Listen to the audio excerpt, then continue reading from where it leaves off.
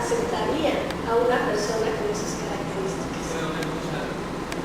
La lectura entre 2005 y 2008, la mía, es como seria, ¿no les parece? Claro, porque todos han elevado, particularmente el tema del SIDA, ¿se fijan? El porcentaje, cómo se disparó bastante, pese a que existe cada vez más información que te permite como entender que no necesariamente te vas a contagiar y tratar de evitar juicios hacia personas con VIH y SIDA. Todos los niveles se dispararon. Habría que buscar como lecturas cuidadosas acerca de lo que pasó por ahí. Pero finalmente llama la atención y que no estamos muy lejos del promedio mundial, ¿se fijan? Es bastante similar a eso. Bueno, vamos a avanzar. ¿Otro más? Ay, creo que nos... bueno, ok. Este es una nota periodística que salió en el periódico El Universal hace unos poquitos meses. De hecho, si alguien se mete a buscarlo en internet, lo puede encontrar sin ninguna duda y que es realmente revelador y no tiene desperdicio. Es una crónica de una periodista que se puso a seguir a estas mujeres indígenas que entraron a un centro comercial muy exclusivo en Polanco. Quienes conocen la Ciudad de México sabrán que Polanco es una zona muy exclusiva y donde hay recientemente un centro comercial que se llama Antara, que es aún más lindo y exclusivo. Y estas mujeres se les ocurrió entrar a mirar, exclusivamente a mirar. La periodista se encargó de irla siguiendo y de ver y documentar qué es lo que pasaba con ese suceso. Y el título que le ponen a la nota es una de las frases que esta periodista le escucha decir por el walkie-talkie a la gente de vigilancia. Para empezar, hubo marcaje personal desde el momento en que entraron hasta el momento que abandonaron la plaza. Y durante ese tiempo, ella habla del escaneo visual, ¿no? Todo el tiempo quienes las miraban de arriba a abajo, preguntándose, ¿y estas qué hacen aquí? Comentándose por el walkie-talkie, hasta decir frases como esta: retiren a las mujeres vestidas como indias, o cuidado con las mujeres vestidas de indias que andan por ahí. Cuenta la periodista que lo mejor que les pasó, lo más amable, fue una dependienta de una joyería de estas joyas impagables, que se acercaba amablemente a ellas, pero por supuesto no se separó de ellas en todo el camino, pero eso sí las acompañaba y decían, no, pues seguramente ustedes buscan algo más barato, entonces ¿por qué no se van a otro lado y lo buscan por ahí? Es muy interesante ver esto, sobre todo en la parte del tema de la discriminación racial, que en teoría pareciera no existir en México, pero por supuesto que hay múltiples evidencias de cómo estas situaciones suceden en la actualidad. Si lo pueden buscar, búsquenlo, la crónica es realmente interesante. Un reto más. Si alguien me ayuda con la hoja, también lo agradezco, porque quiero hacerlo posiblemente para ti. Bueno, un poco resistir al relativismo, porque pareciera que esta tendencia a polarizar los proyectos de felicidad también nos lleva a decir que entonces todo se vale. Como estamos en un mundo diverso y donde hay un montón de proyectos, entonces aceptemos todo, porque cada quien tiene su cultura, porque cada quien tiene su punto de vista, y eso desde luego que tiene una dosis de verdad, en el sentido de que los absolutos están dejando de existir. Estos valores, incluso el término universal está muy en discusión de si de veras hay valores universales o no. Hay quienes llaman ahora universalizables, es decir, que yo aspiraría a que puedan ser para todos, pero no necesariamente lo son. El punto es que la línea se vuelve muy frágil entre respetar la diversidad del otro y aceptar que se valga todo. Porque entonces justamente el tema que se vuelve medular es la dignidad humana y ver si todo lo que sucede en todas las culturas, en todos los proyectos de felicidad, es admisible a la luz de la dignidad humana.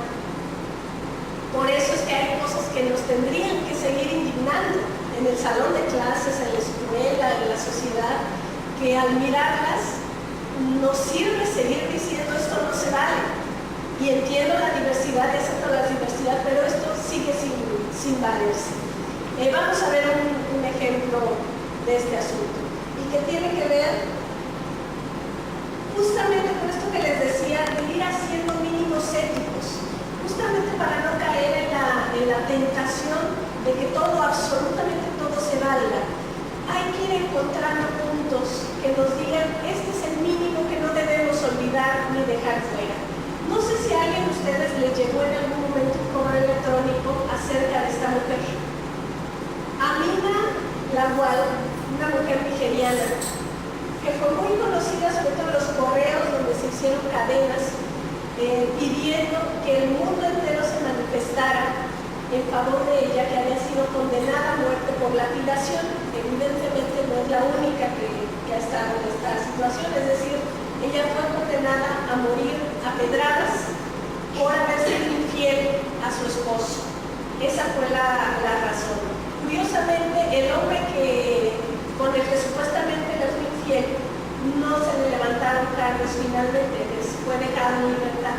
Pero Amina, al ser mujer y al estar en una cierta cultura, en este caso la cultura de Nigeria y bajo cierta religión, ella había cometido no solo un pecado, sino un delito gravísimo y fue condenada a morir lapidada. ¿Qué ocurrió?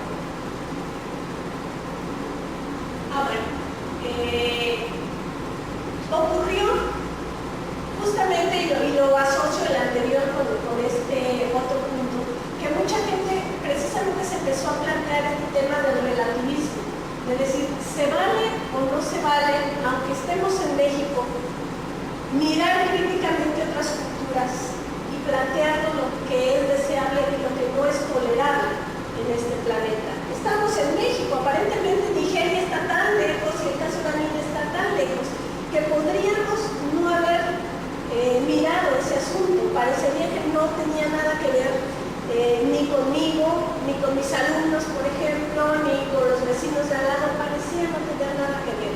Pero puede tener que ver si nos planteamos el asunto de que debe haber mínimos éticos que sean comunes a la humanidad y que nos sigue importando es conservar ese mínimo independientemente del lugar del planeta donde estemos. Y en ese sentido, siendo mexicanos, o estando en China, o estando en Hong Kong, o estando en la Patagonia, sigue siendo asunto nuestro lo que le pase a alguien que esté en Nigeria.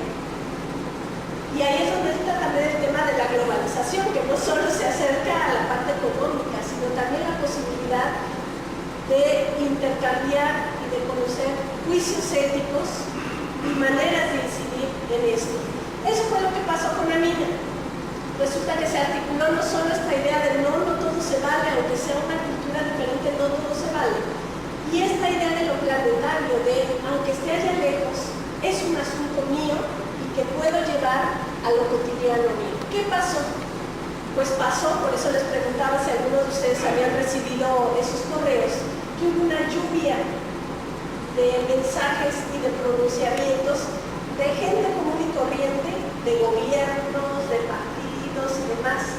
Por ejemplo, el gobierno de Brasil ofreció cobijar a esta mujer para que no fuera asesinada. En este caso, hubo miles y miles de cartas de personas individuales que se manifestaron ante el gobierno de Nigeria y entonces asumieron como propio este asunto, muchos de ellos en México.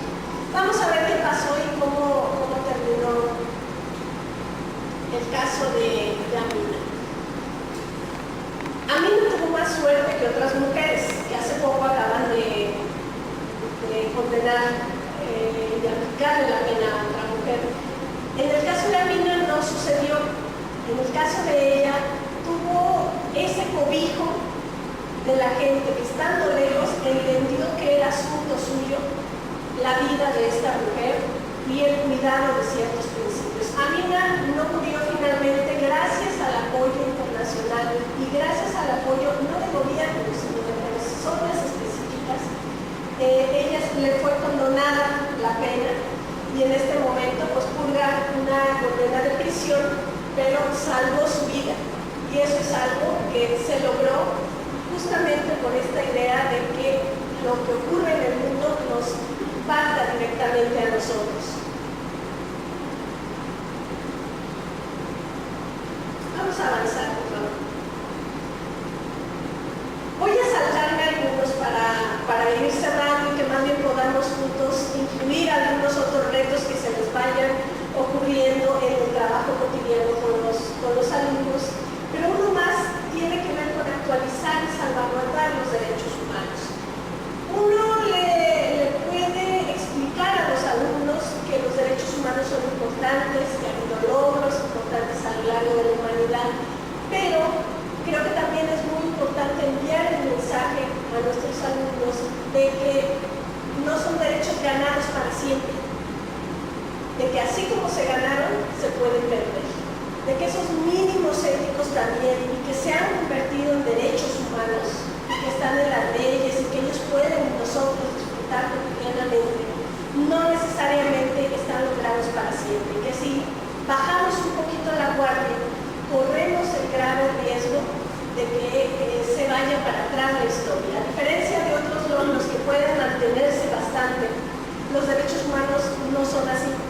Si bajamos un poco la guardia, la historia puede irse para atrás. Y en ese sentido es también parte de los retos educativos enviar el mensaje de que nos toca a todos mantener lo que ya tenemos y conservarlo y ganar también para las siguientes generaciones. Allá hay un dato que parece bien lejano, pero que finalmente tiene que ver con un derecho muy específico, que es el derecho a la información.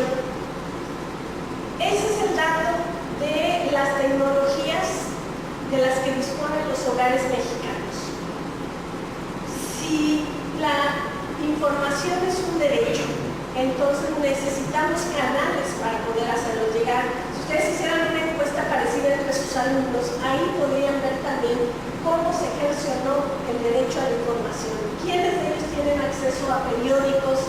¿Quiénes de ellos tienen acceso a internet? ¿Quiénes de ellos tienen acceso, no sé, a los distintos canales de comunicación que les permita formarse una idea? Ahí obviamente lo que pueden ver es que la enorme mayoría tenemos televisión, ¿no? Eso, hasta en el pueblito más recóndito podemos ver la antena de cable y demás, ¿no?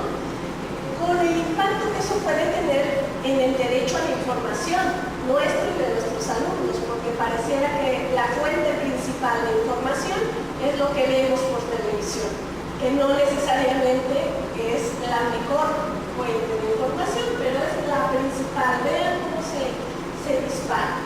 La televisión y el teléfono, pero otros recursos, digo, ahí no hay recursos como el periódico que les decía, pero sí la computadora y el internet, que el internet de pronto se ha vuelto también una herramienta importante, selectiva todavía, pero importante para ejercer el derecho a la información.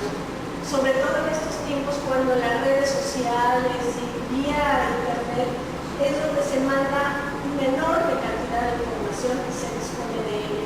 Realmente la franja electrónica todavía es enorme en el caso de México, y ese es un dato, repito, que parece muy lejano, pero que impacta directamente en el ejercicio de derechos. Bueno, ya lo ven ahí, el porcentaje, este es el caso de México, en el caso de hogares con acceso a internet, estamos